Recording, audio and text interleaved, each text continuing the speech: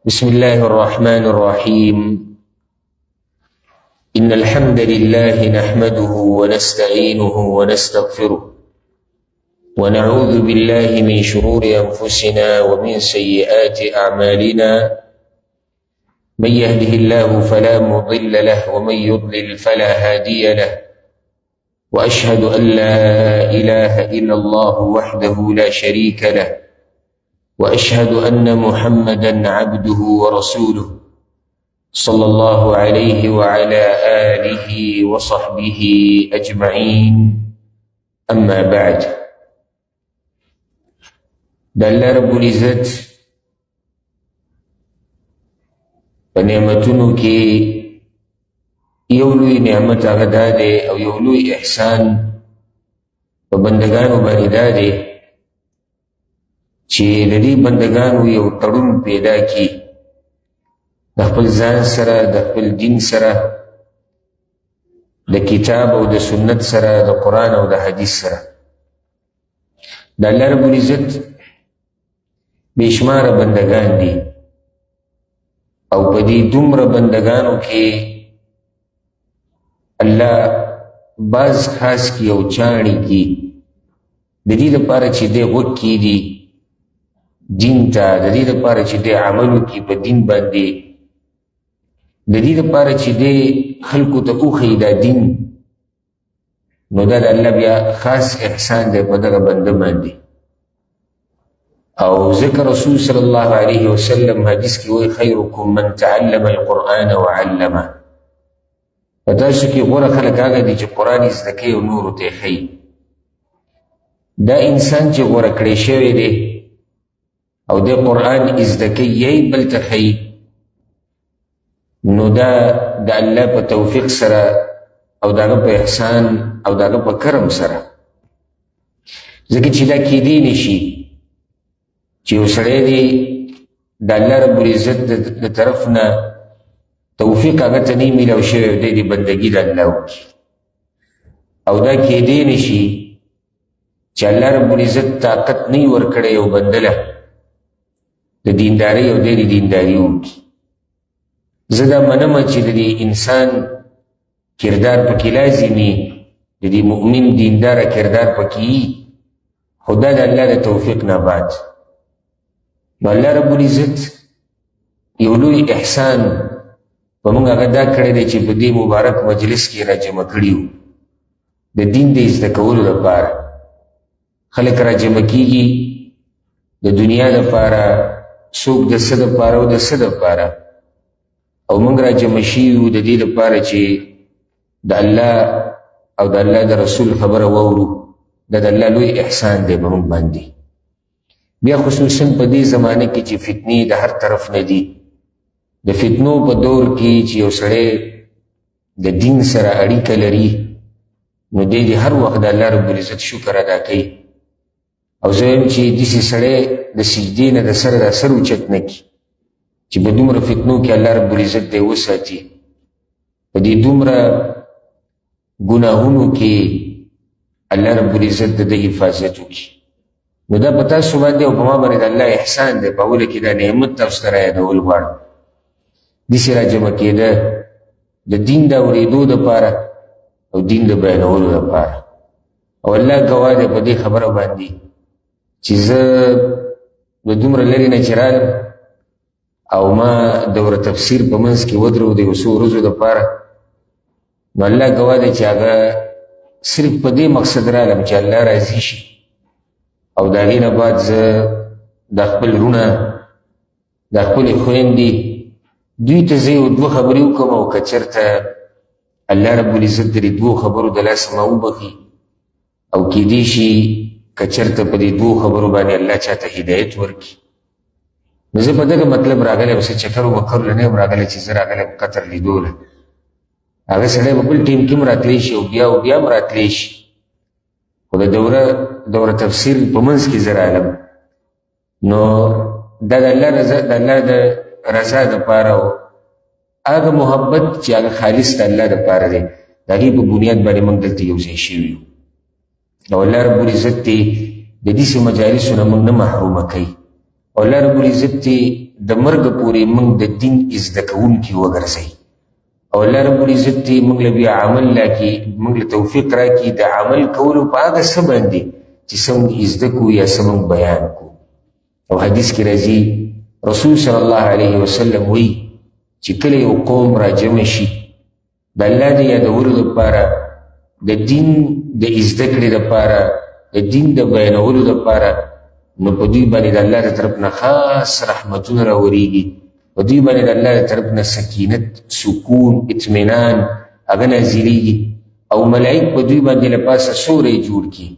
وذکرهم الله فی من عنده، او الله رب العزت د دې انسان تذکره په اسمانونو کې کوي.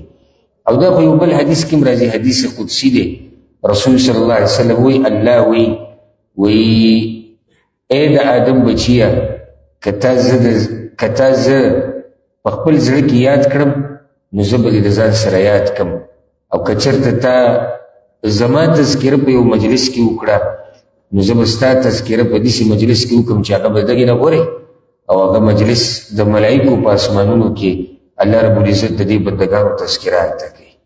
دا موږ چې دلته راجمع شوي زموږ امید دا دی او غواړو د الله نه دا چې الله دې زموږ تذکره په اسمانونو کې وکړي او الله دې په موږ باندې رحمتونه راووري.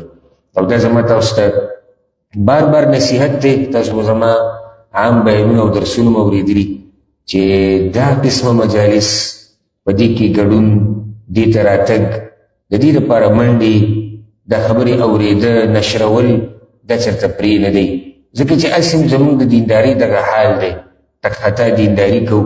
نو چې کله په دې کې په دې ټک خطا دیندارۍ کې موږ درس او وعظ او نصیحت وانهورو نو زموږ هغه ایمانونه ښه کمزوري کېږي او ښه خرابېږي، ځکه چې دا نصیحت، دا درس، دا بیان، دا وعظ دا داسې مثال دی لکه چې ځمکې له اوبه ورکوې، نو چې څو پورې ته ځمکې ته اوبه ورکوې دا ځمکه ژوندۍ وي، دا برابرې، د دې فصل مزېدارې.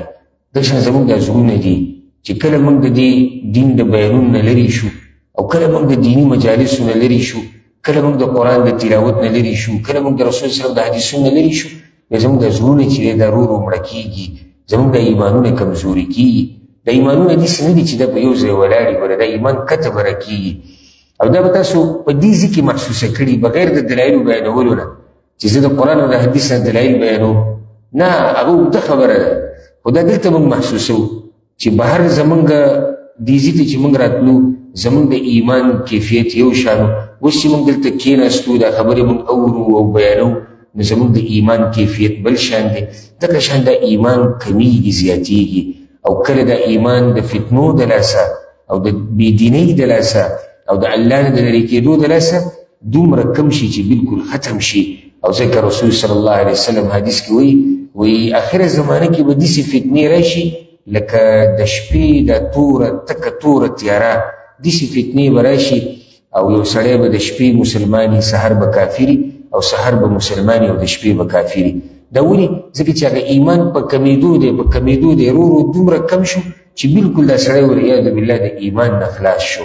نو زما تاسو ته دا نصیحت دی، د علماو بیانونه او هغه علما چې هغه الله رب العزت پوه کړي په قرآن او په حدیث باندې، هغه علما چې هغه خبره د دلیل سره بیانوي، هغه علما چې هغوی د الله رب العزت د توحید، د رسول الله صلی الله علیه وسلم د تابعدارۍ، د سلف صالحینو د تابعدارۍ خبره کوي، د هغوی وعظ او نصیحت وخت په وخت اورئ، که روزانه نه په دویمه ورځ یې اورئ، که په دویمه نه په درېیمه اورئ، هفته کې دوه درې ورځې اورئ، نو دې سره به دی چې یو خو به تا ته دا خبره معلومیږي چې په تا کې څومره کمی دی، کم عیب په تا کې دی، هغه لرې کول غواړي، په کم ځای باندې محنت کول غواړي، کم کار له توجه ورکول غواړي.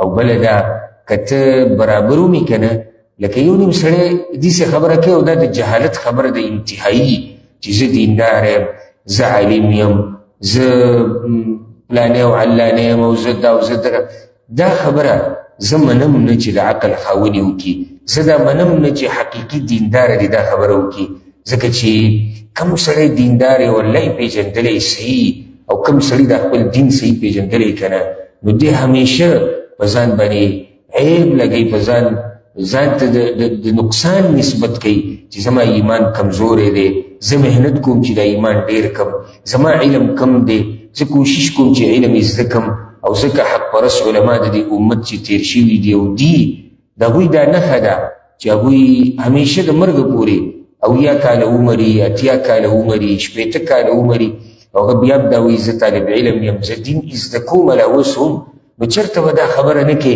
چې زه برابر یم زه پوره یم زه دیندار یم او زه داسې او زه دغه ها موږ به د الله شکر ادا کوو چې الله توفیق موږ له دیندارۍ راکړی دی ورسره به د دې خبرې اقرار کوو چې دینداري زموږ هغه شان نه ده لکه څنګه چې پکار ده داسې زموږ تقوا نه ده لکه څنګه چې پکار ده داسې زموږ علم نه دی لکه څنګه چې پکار دی داسې زموږ عمل نه دی چې څنګه پکار دی فایده به د هغې دا راوځي چې ته به بیا کوشش دا کوې چې ترقي پکې وکړې مخکې پکې لاړ شي او چې کله دعوه د کمال دې وکړه نو بیا به ته ډډه ولګې خپه په خپه باندې واچې او بس زه خو هسې پوره یم زما خو هسې علم ډېر دی زما خو هسې عمل ډېر دی زما خو هسې ایمان ډېر دی نو ورو ورو دی په نقصان کې او په کمیدو شي تر دې چې دی د دغه دیندارۍ نه د دغه علم نه د دې تقوا نه یو ورځ خلاص شي نو دا خبره مې په دې کوله چې دې مجالسو کې ګډون او یا د علماو نصیحتونه درسونه اورېده یا کتابونه کته په دې کې دا خبره چېرته نه راځي مخې ته چې نور بس دی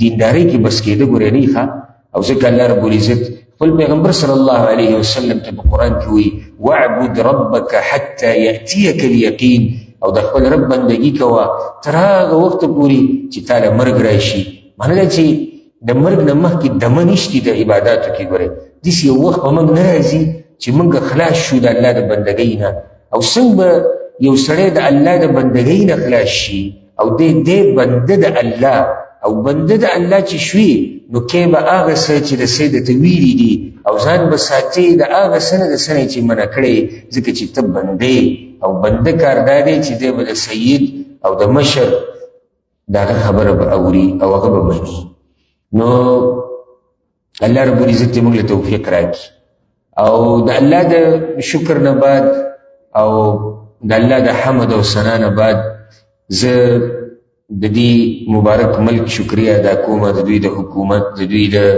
اوقافو چې کوم وزارت دی اسلامي وزارت دی د هغې او د دې مرکز والو او په دې مرکز کې چې څوک کوششونه کوي محنتونه کوي دا مبارک مرکز عبدالله ابن زید المحمود زه د دوی ټولو شکریه ادا کوم چې ما له موقع راکړه او د الله د توفیق نه بعد تاسو زه ولیدم ما تاسو ولیدئ نو دې کې چې کوم چا موږ ته لاره اسانه کړه نو هغه دا مبارک مرکز دی الله رب العزت د دوی دا محنت او دا کوشش دا قبول کړي مختصر خبره هغه به کوو په دې باندې نن الصراط المستقیم نیغه لاره موږ په هر منځ کې د الله نه دا سوال کوو اهدنا الصراط المستقیم یا الله موږ ته وښایه لاره نیغه او په هر منځ کې نه په هر رکعت کې وایو اهدنا الصراط المستقیم فرضي منځونه پرېږده په نفلي کې هم لګیا یو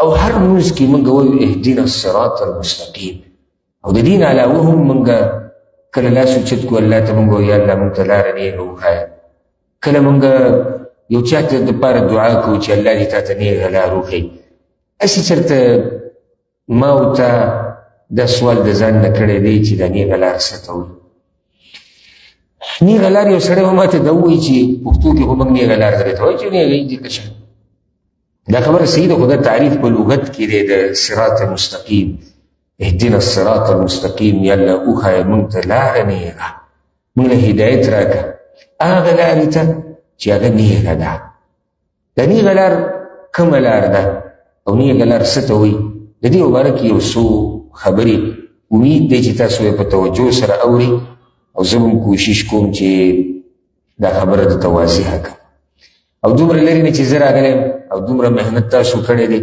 نو دا به موږ ضایع کوو نه فایده به موږ په دې طریقې سره بیا اخلو د دې هر څه نه چې موږ دا خبره په توجه سره واورو او ځان پرې پوه کړو او بیا په خپل ژوند کې راولو باذن الله سبحانه وتعالی اهدنا الصراط المستقیم زموږ یو غټه کمزورتیا هغه دا ده د پښتنو خصوصا چې موږ د قرآن په معنا په ترجمه په تفسیر اکثر نه پوهېږو ځینې ملګرو ته اکثر وایم زه موږ پښتانه په دین مین یو، خو بدبختي دا ده چې دین په صحیح معنو سره نه پېژنو چې دین څه ته وایي. په دین ښه مین یو، په دین ځان قربانو.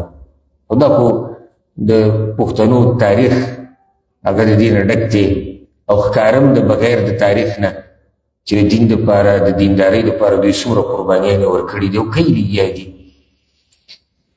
خو پېژنې نه چې دا زه څه دپاره قرباني ورکوم. ولې نه پېژنو موږ؟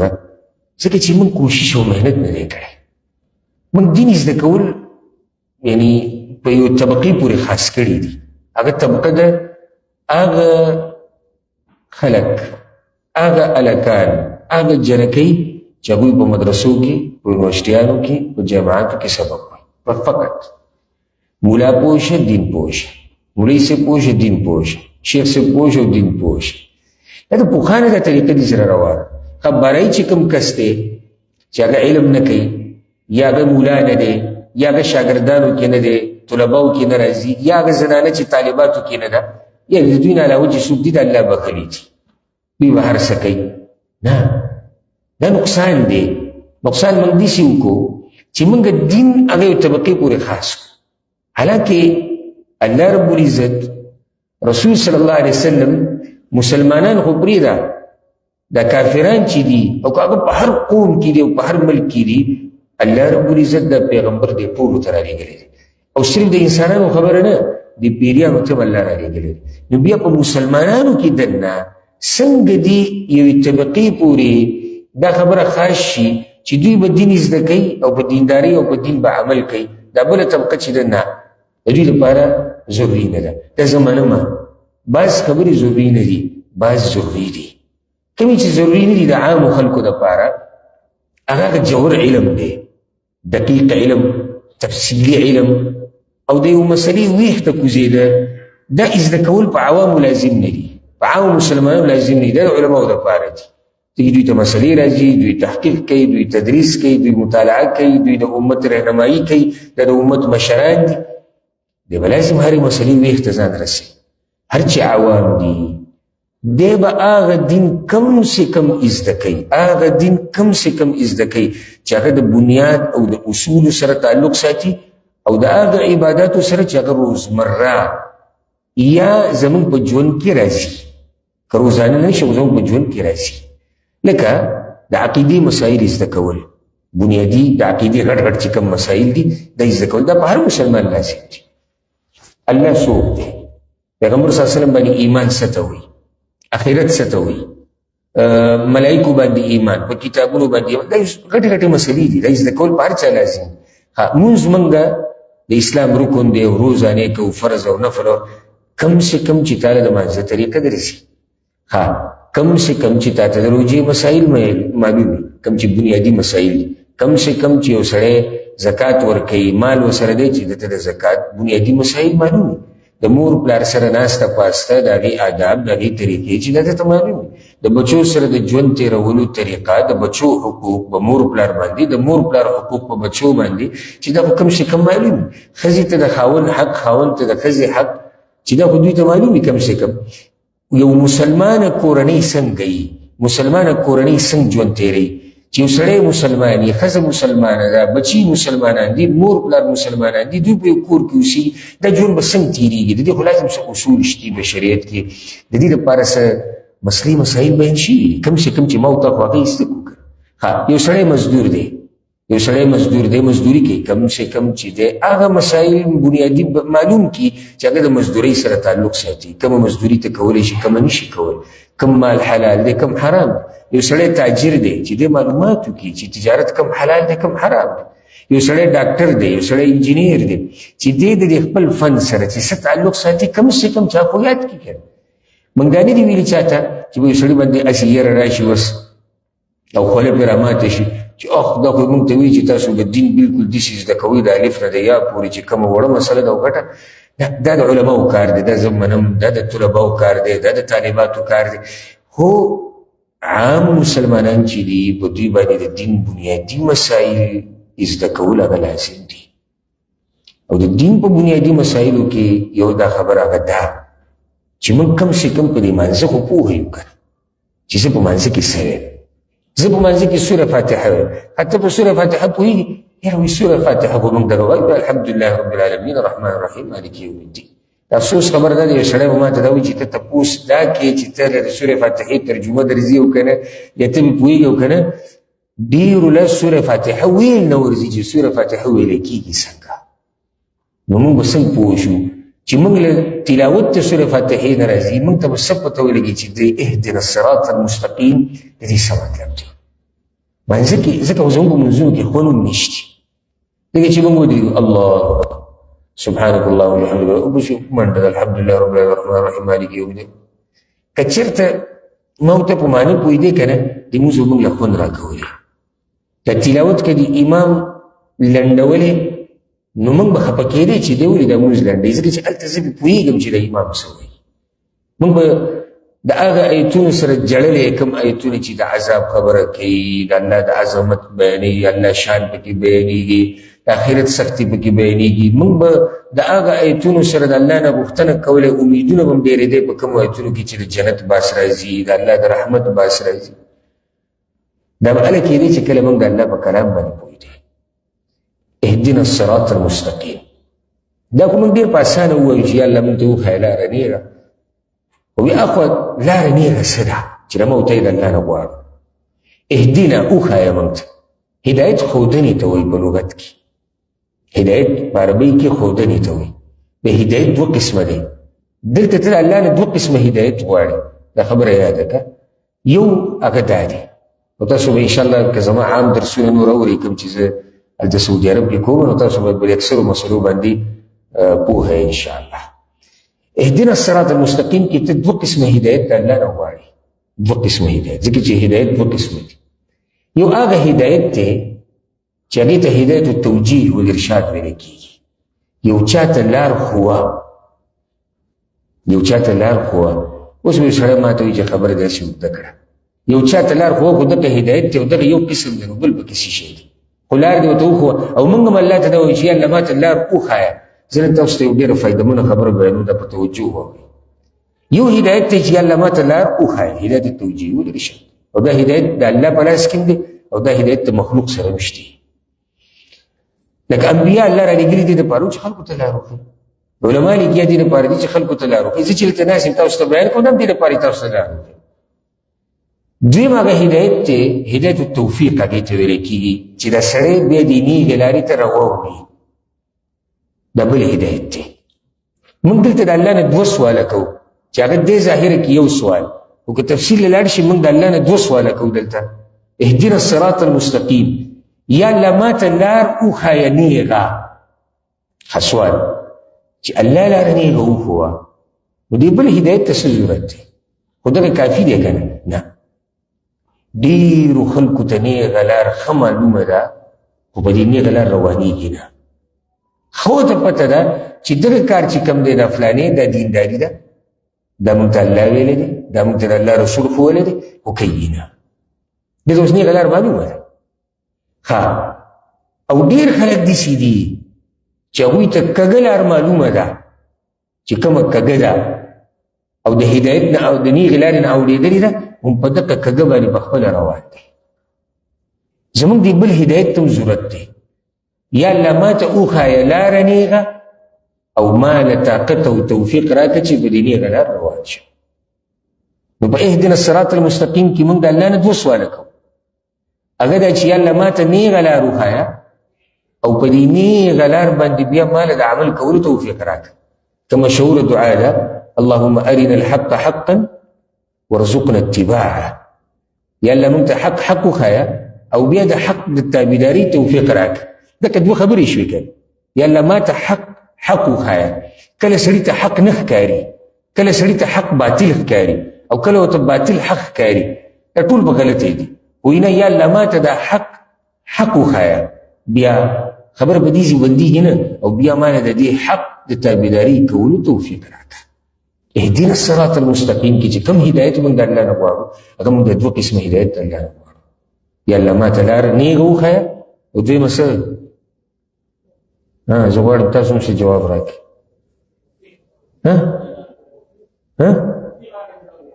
توفیق راکړه.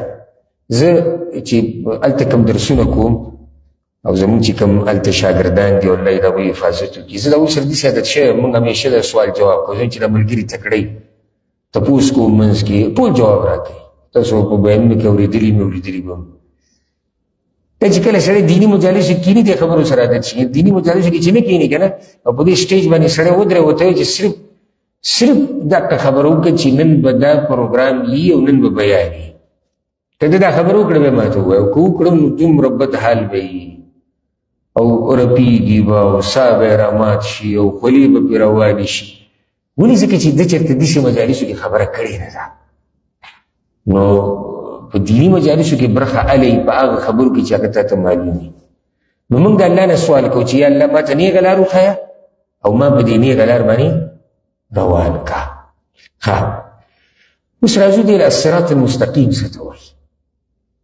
نیغه لار څه ته وایي خدای ته یو فایده ذکر کوم ځان سره یاده کړئ په عربۍ کې الصراط نه دی الصراط یو په عربۍ کې الطریق یو صراط الصراط د دې یو څو صفات دي په عربۍ کې د دې لارې یو څو صفات دي یو دا چې دا لار نیغه وي الصراط په عربۍ کې هغه لارې ته وایي چې هغه څه هغه نیغه وي او طریق چې ورته وایي که نه دا کیدای شي کوږ ووږي الصراط هغه لارې ته وایي چې دا نیغه وي بلکل دویم الصراط هغه لارې ته وایي چې هغه ته مختصر خپل مقصد ته رسوي دویم صفت په الصراط کې دی دریم صفت په الصراط کې دی چې دا ډېره پراخه وي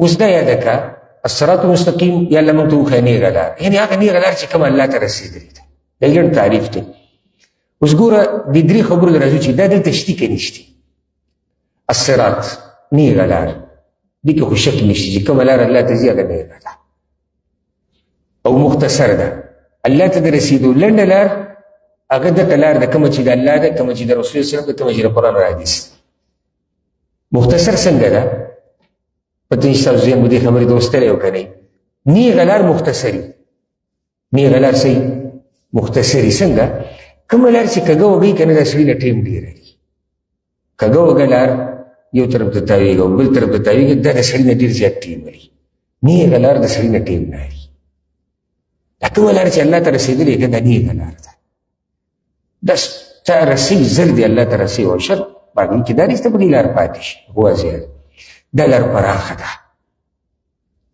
الصراط کې یو صفت دی چې دا لار به پراخه دا لار پراخه ده کومه لار چې الله ته رسېدلې او ډېره پراخه ده ډېر پې الله ته رسېدلي دي او ډېر پې روان دي او ډېر به پې روان دي دومره پراخه لار ده دا د غریب دپاره هم ده د مالداره دپاره هم ده دا د تور دپاره هم ده د سپین دپاره هم ده دا د زنانه دپاره هم ده او دا د نارینه دپاره هم ده دا د عربي دپاره هم ده دا د عجمي دپاره هم ده دا د زورور دپاره هم ده دا د کمزوري دپاره هم ده دا د ټولو دپاره ده دا لار پراخه ده دا مې یو فایده تاسو ته ذکر کړه چې الصراط او طریق کې څه فرق دی یا الله ما ته وښیه لاره نیغه لار بعض مفسرین یو څه وایي بعض بل څه وایي بعض بل څه وایي بعض بل څه وایي دا ټولې خبرې چې راجمع کړي یو معنی ده وایي نیغه لار د قرآن لار بعض داسې وایي بعض وایي نیغه لار د رسول وسلم د حدیثونو لار او د هغه لار بعض وایي نیغه لار د الله لار بعض وایي نیغه لار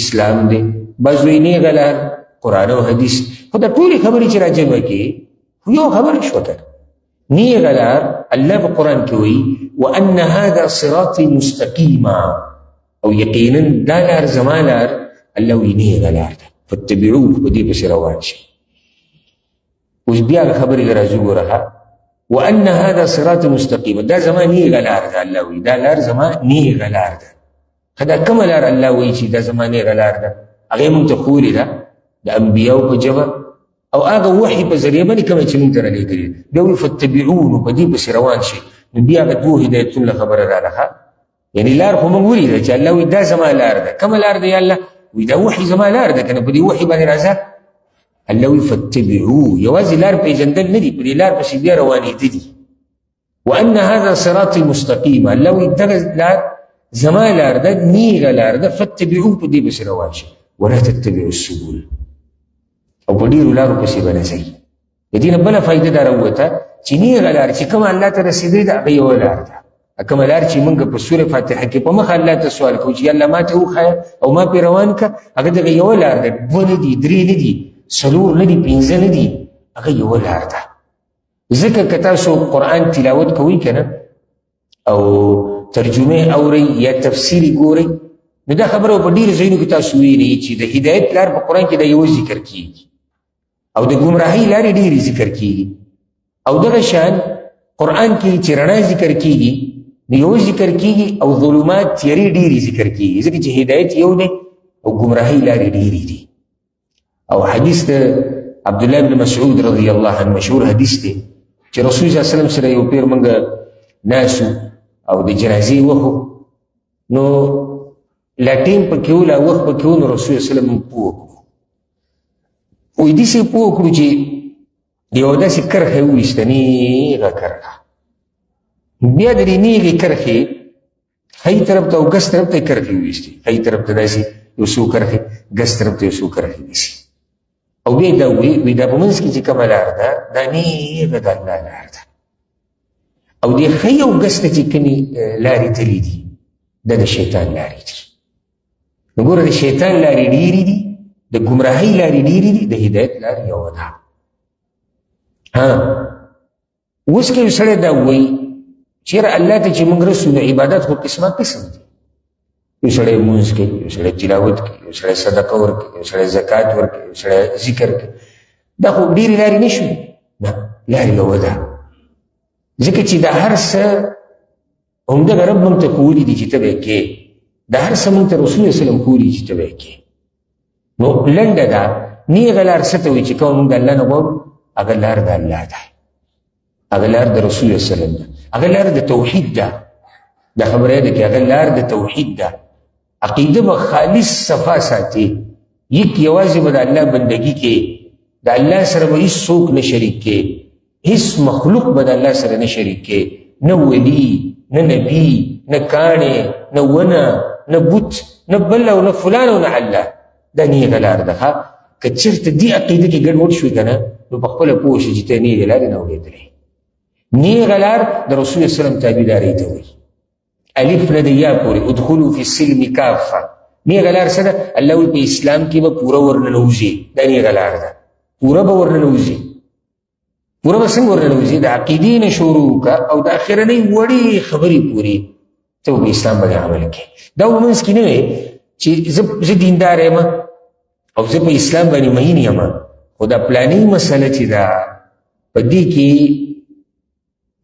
زه کمزوری به راشم. ولې لکه په دې کې ولې کمزوری راځي؟ ځکه چې زموږ علاقې وری بده ګڼي. یاره زموږ کلي کې دا رواج نشته. څوک وایي زموږ مشران پرې خفه کېږي، څوک وایي زموږ کشران پرې خفه کېږي، او څوک څه وایي او څوک څه وایي. چې کله یو سړي دا خبرې شروع کړې که نه پوه شه چې د رسول صلی الله علیه وسلم تابعداري مکمل نه ده کړې او دی په اسلام کې پوره نه دی ورنوتی. بعضو مسلو کې را دی بیا هم چوچرا کوي چې دا داسې او دا دغه. چې کوم ځای کې د الله او د الله د رسول خبره راله که نه هلته به ملک نه یادې، هلته به ژبه نه یادې، هلته به کیله او علاقه نه یادې، هلته به رسم و رواج نه یادې. الله رب العزت قرآن کې وایي کله چې مؤمنانو ته حکم د الله او د الله د رسول راشي نو هغوی دقه وایي چې موږ واورېده موږ پرې عمل کوو، موږ واورېده موږ پرې عمل کوو. تابعداري د رسول الله وسلم به داسې کړي لکه حدیث کې راځي د عبدالله بن مسعود رضی الله عنه مبارک. دا ډېره ناشنا قصه ده، په توجه سره واورئ. رسول صلی الله علیه وسلم یو پیر د جمعې خطبه کوله او عبدالله بن مسعود رضی الله عنه روان. نو رسول الله وسلم بعضو ملګرو ته د خطبې په دې منځ کې وویل کښېنئ. بعض ملګري مسجد نبوي کې ولاړو نو رسول الله وسلم ورته ویل کښېنئ. دا خبره عبدالله بن مسعود رضی الله عنه د جومات نه بهر واورېده. جومات ته نږدې و خو لا راننوتی نه و، دغه خوله کې و، د جومات په دې خوله کې و او دا خبره یې واورېده. چې څنګه یې دا خبره واورېده په دغه ځای کې کښېناستو. ولې ته په نور کې کښېناستې او په لاره کې کښېناستې؟ د رسول الله وسلم وویل نو کښېنئ. داسې تابعداري د رسول الله وسلم پکار ده. حالانکې دا امر عبدالله بن مسعود ته نه و، دا خو دنه جومات کې څه کسانو ته ده به کې دا معلومات هم ونه کړي چې یا رسول الله ته ماته وې، یا رسول الله دا زه خو جونور دی، او یا رسول الله دا خو لار ده، او یا رسول الله جومات کې خو دنه ځای شتي ته ماته وې کښېنه. بغیر د دې معلوماتو نه او تپوسونو نه هغه په پسې باندې کښېناستو. مسلمان داسې تابعداري د رسول الله وسلم کوي.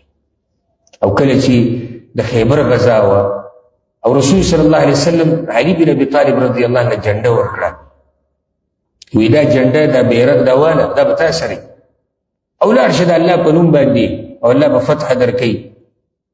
نو چې کله دی روان شو نو یو سوال یې په زړه کې راغی. هلته رسول صلی الله علیه وسلم ته په هغه ټیم باندې نصیحت وکړو، روان شه او شاته به نه ګورې، روان شه او شاته به نه ګورې. روان شه او شاته به نه ګورې څه مطلب دی؟ پښتو کې هم دا واضح ده. روان شه او شاته به نه ګورې معنی دا چې د هغه وخته پورې به واپس نه راځي چې څو پورې دي څو پورې الله تعالی فتح نه درکړي. دا دې مطلب دی. الغرض دی روان شو، په دې منځ کې دته څه پوښتنې ذهن ته راغله، څه سوال ذهن ته راغی، یو تپوس. نو هغه ځینې رسول صلی الله علیه وسلم ته آواز وکړو او واپس کېدو نه. وی یا رسول الله زما یو تپوس ته تپوس یې وکړو. یعنې د رسول صلی الله علیه وسلم داسې تابعداري ټکي په ټکي، دې ته تابعداري وایي ټکي په ټکي، چې رسول الله صلی الله علیه وسلم ورته وایي شاته به نه ګورې، هغه دلته هم شاته نه ګورې. حالانکې که دلته هغه شاته کتلی وی یا راغلی وی نو دا هغه واپس کېده نه دي د کوم چې رسول الله صلی الله علیه وسلم منع کړی دی. دې ته تابعداري د رسول صلی الله علیه وسلم وایي. دا نیغه لار ده. دا نه چې زما مخې ته د رسول الله صلی الله علیه وسلم خبره کېږي او زه چې د خپل رسم و رواج ذکر کوم. د رسول الله صلی الله علیه وسلم خبره کېږي او زه یم خلک به څه وایي. پرېږده خلک به څه وایي، سوچ دا کوئ چې الله به څه وایي. ځکه چې موږ مخامخ کېږو الله ته ګورئ، زموږ حساب کتاب هغه د الله سره دی. زموږ حساب کتاب هغه د خلکو سره نه چې خلک به زموږ سره حساب کتاب کوي. زموږ حساب کتاب د الله په لاس کې دی. الله به زما نه تپوس کوي، ما نه خلک تپوس نه کوي د قیامت په ورځ باندې. او خلک که دنیا کې زما په باره کې څه وخته پورې په ما څه عیبونه مو لګوي که نه، او زما په باره کې څه کمې ډېرې خبرې مو کړي که نه، او که څه وخته پورې په ما پسې کنځلې مو کړي، هېڅ خبره نه ده. رسول الله صلی الله علیه وسلم حدیث کې وایي څوک چې الله راضي کوي او د الله په رضا کولو کې خلک خفه کړي، نتیجه به دا راوځي چې الله به تیم راضي شي او دغه خلک به تیم راضي شي. ولې به دا خلک راضي شي؟ خو دنه ناراضه وي، هغه به دې سره راضي شي ځکه چې کوم رب چې دې لګیا دی راضي کوي د دې بندګانو زړونه دا رب په لاس کې دي. دا بندګان به هغه به راضي کوي.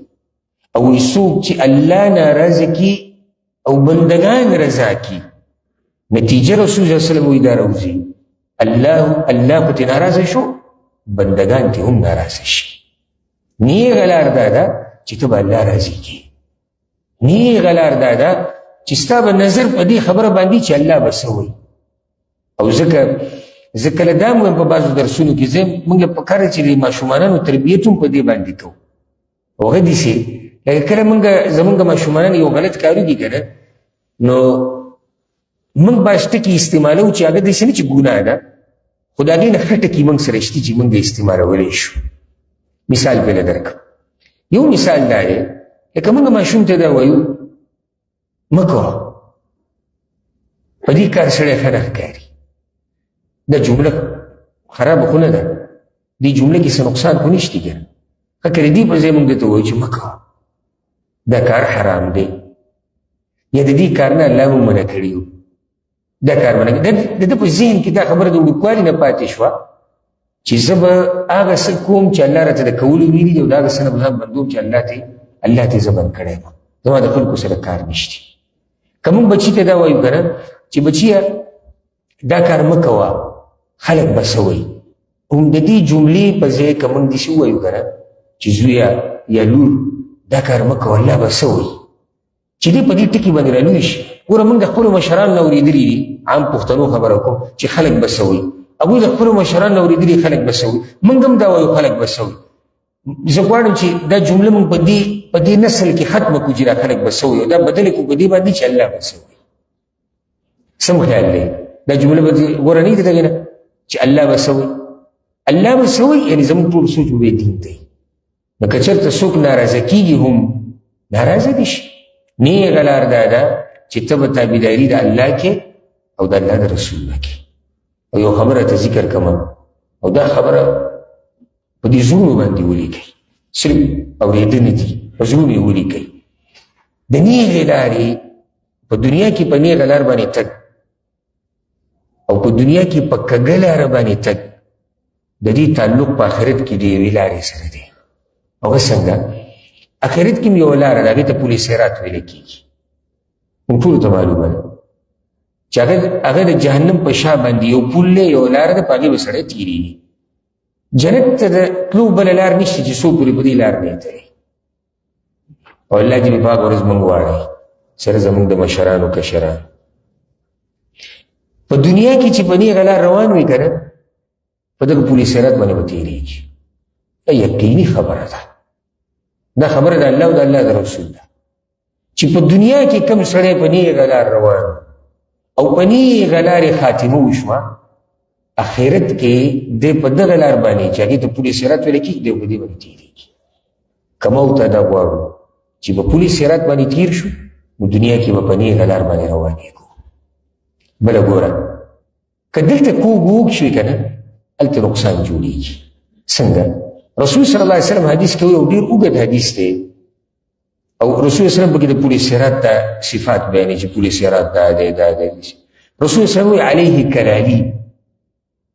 یو خبره دا کړې ده چې د پل صراط چې دی د دې په دې غاړه باندې د اوسپنو کونډې دي، سیخان دي یا کونډې دي چې هغه کله څوک روان وي که نه، دا کونډه هغه ته واچولی شي، نو چې کله دې کونډه کې دی راګیر شي، د جهنم ته ولېږي.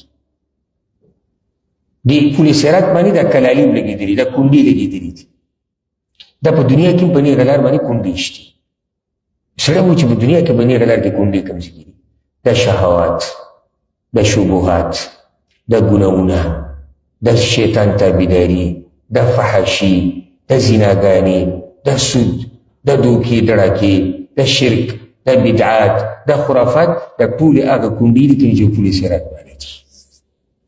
امید دی تاسو اوس ښه پوه شوي چې دلته بچ شوي هلته بچ کېږي، چې دلته ګډوډ شوي هلته ګډوډ کېږي. که ستاسو دا خیالي چې موږ به الله ته دا وایي چې الله ما ته نیغه لار وښایه، الله به ما ته نیغه لار وښایي، او بیا به زه کمبل په خپل ځان باندې راواچوم او بالښت ته به ډډه ولګوم او وده به شم. تو بس په نیغه لار نه. شیطان ابلیس په هغه وخت کې الله ته دا خبره کړې وه، کله چې آدم علیه السلام ته سجده ونه لګوله، لاقعدن لهم صراطک المستقیم. یا الله زه به ګوره ستا دې بندګانو ته په نیغه لار کې کښېنمه، ګورې الله هم پرېښودو چې د خلکو د ایمانونو پته ولګي. په دې نیغه لار باندې موږ ته شیطان ځای په ځای ناست دی. په دې نیغه لار باندې موږ ته په دنیا کې دا کونډې ځای په ځای لګېدلي دي. د دې نه به ځان ساتي. ځای په ځای موږ ته شیطان ناست دی. که د مانځه وخت راشي نو شیطان موږ ته زه لږ ساعت بعد د هغه کونډه ده چې تا رانیسې نیغې لارې ته دې نه پرېږدي، زه لږ ساعت بعد به وکړي، ځان نه به وکړي. او څه تختې خو نه، هغه زنانه ده هغه کور کې دغه سوچ ورته راځي چې زه جمعې سره خو نه کوم، او اخري وخت کې به وکړو، ورو دنه دا منځونه پاتې شي.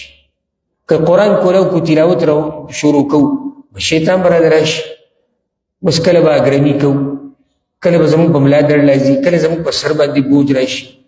دا هغه کلالیب دي، هغه وسپنې دي، او هغه د شیطان چلونه دي چې تا رانیسي. که موږ کوشش وکړو چې یاره ځو د دین درس اورو یا دین بیانو، نو ذهن ته به م راشي یاره هغه پلاني خوا له متله غواړي، هغه پلاني ما ته ویلي چې دا کار به کوو، او که دې ټیم کې موږ لږ چکر بازار کې ولګو، او که داسې دې باغچې ته وځو او ساه پکې آزاد کړو. دا ټول د شیطان هغه وسوسې دي او چلونه دي او چالونه دي. ګوره که دا فیسبوک موږ کولاو کړو که نه، او دا یوټیوب کولاو کړو، دا ټیک ټاک یې کولاو کړي، نو دې ته به ګنټو ناسي، نه چاله خوب ورځي، نه څوک ستړی کېږي، نه چاته کار رایادېږي، نه څوک یو سوچ کوي، نه څوک بل سوچ کوي. خو چې کله موږ دین ته کښېنو، کله موږ دینداري شروع کړو، کله د الله خبره راشي، کله د الله د پیغمبر خبره راشي، کله د قرآن او حدیث خبره راشي، بس بیا زموږ طبیعتونو ته ګوره، بیا زموږ سر باندې بوج هم راځي، زموږ طبیعتونه هم خرابېږي، موږ ته بچي هم رایادېږي، موږ ته ښځې هم رایادېږي، ښځو ته خاوندان رایادېږي، او موږ ته مور پلار رایادېږي، او مور پلار ته بچي رایاد شي، موږ ته ملګری رایاد شي، موږ ته بازار رایاد شي، موږ ته باغچه رایاد شي، موږ ته کاروبار رایاد شي. دا ولې؟ ځکه چې دغه دینداري نیغه لار ده، او په هغه نیغه لار تا ته شیطان ناست دی، تا دغه نیغې لارې تا ته نه پرېږدي. زما تاسو ته نصیحت دا دی چې په دې نیغه لار باندې ځای په ځای شیطان غواړي چې تا دوکه کړي، خو دوکه پرې نه شي. دا دینداري نه ده، دا قرباني ده. څنګه قرباني ده؟ دا دلته چې اوس موږ ناست یو، او زه ناست یم تاسو سره، او تاسو ناست یو، زموږ دا خویندې میندې موږ ټول ناست یو دلته. دا قرباني غواړي. څنګه قرباني غواړي؟ ته به ډېر کارونه پرېږدې، شیطان به تا ته ډېر څه وایي، ته به هغې له توجه نه ورکړې. ته به نور هم داسې بعض اگر که زه ورته دا سختې دا ټکی ویل مناسب نه ګڼم، موږ به څه یو موږ به څه سخته تېره کړي، خو بعض داسې تکلیفونه به برداشت کې دا ته د شیطان مقابله کې، همیشه به د شیطان مقابله کې. او الله رب العزت قرآن کې دا خبره ذکر کړې ده چې شیطان ستاسو دشمن دی، فاتخذوه عدوا، دشمن یې وګڼئ. فرق دی په دې کې چې یو سړی په خوله وایي چې شیطان زما دشمن دی او یو سړی دشمن ګڼي. څنګه؟ یو په خوله وایي شیطان زما دشمن دی، یو لګیا دی د شیطان سره مقابله کوي، وایي زما دشمن دی نو مقابله کوي. که تا ته پته ولګیاسي چې فلانې کیدی شي ستا په کور باندې حمله وکړي، ستا دشمن دی، ستا سره د پوخانو دشمني را روانه، تا نه مړي کړي، تا ته مړي کړي دي. ها تا ته پته چې دا سړی په ما باندې د دې شپه لږ هر وخت حمله کولی شي، ته به څه کوې؟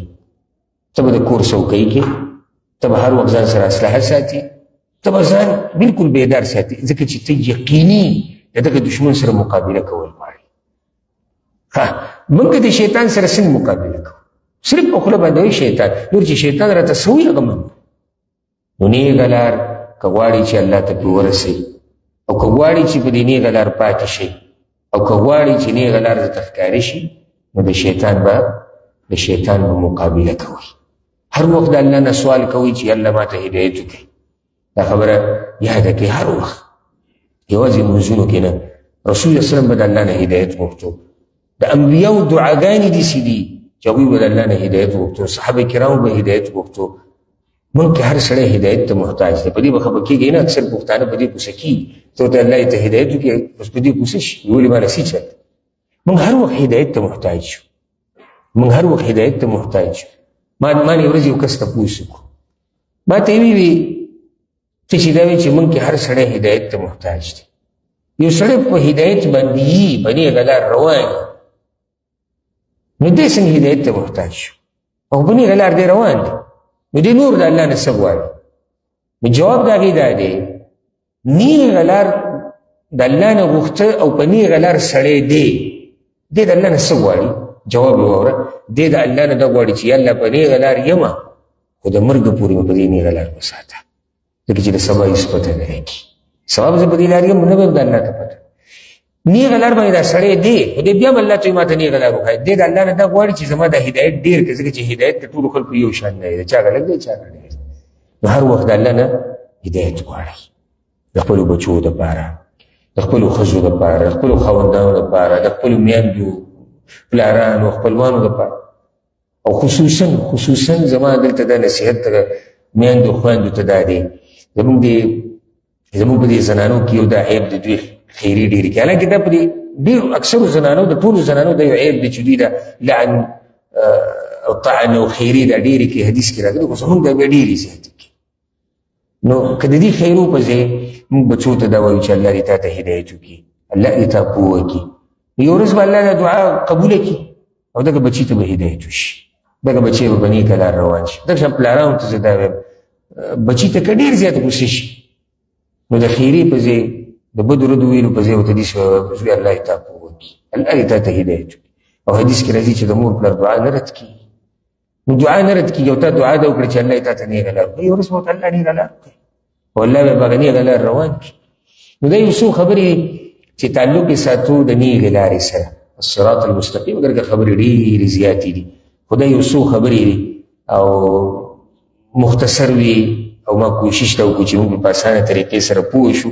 او الله رب العزت دې موږ ته نیغه لار وښایي، او الله دې موږ په نیغه لار روان کړي، او الله رب العزت دې موږ په نیغه لار باندې د مرګه پورې ساتي، او الله رب العزت دې زموږ د هدایت ډېر کړي، او الله دې چېرته موږ کږې لارې ته نه اړوي، او الله رب العزت دې په پل صراط باندې موږ تېر کړي، او الله دې موږ ته د آخرت هغه سختې اسانې کړي.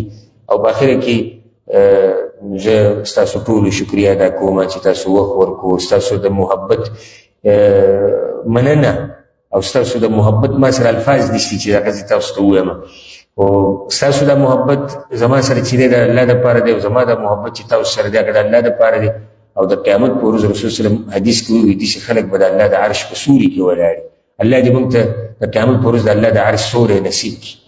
او بله خبره اخرني دا ده چې زما دا دوره دا څلور ورځې ده، یعنې دا پروګرامونه څلور پروګرامونه دي، باقي درې په جوماتونو کې دي، هغه به تاسو ته کوم ملګری به درته وضاحت وکړي اوس به ته بیان کړي هغه واورئ چې کوم ځای کې سبا بیان دی بل ورځ بیان دی او بیا لا بل ورځ بیان دی نو زه ستاسو خواله میلمه راغلی یم او د میلمه قدر کول خو دغه چې میلمستیا وله سړی په کور کې وکړي زه هغه میلمستیا نه یادوم هغه میلمستیا الله دې ستاسو کورونه ستاسو بیټکونه الله دې آباد ساتي زه دلته دا میلمستیا غواړم زما دلته صرف 4 ورځې دي او 4 ورځې دا میلمستیا غواړم چې زما دې بیانونو له او دې وعظونو او نصیحتونو له به راځي انشاءالله زه دلته په مخه نه یم چې دلته په مخه یم زما روزمره درسونه دي خو دا یو موقع راله انشاءالله کوشش به دی پر روان ژوند کې که الله توفیق راکړو چې کال کې شپږو میاشتو کې یو چکر به لګي چې زه به تاسو علم تاسو ما الیهم دا دی چې د یو بل نه به هم خبرېږو او په ایمانونو کې به هم انشاءالله زمونږ زیاتې راځي نو صبر وکړئ دغه ملګرو نه تفصیل واورئ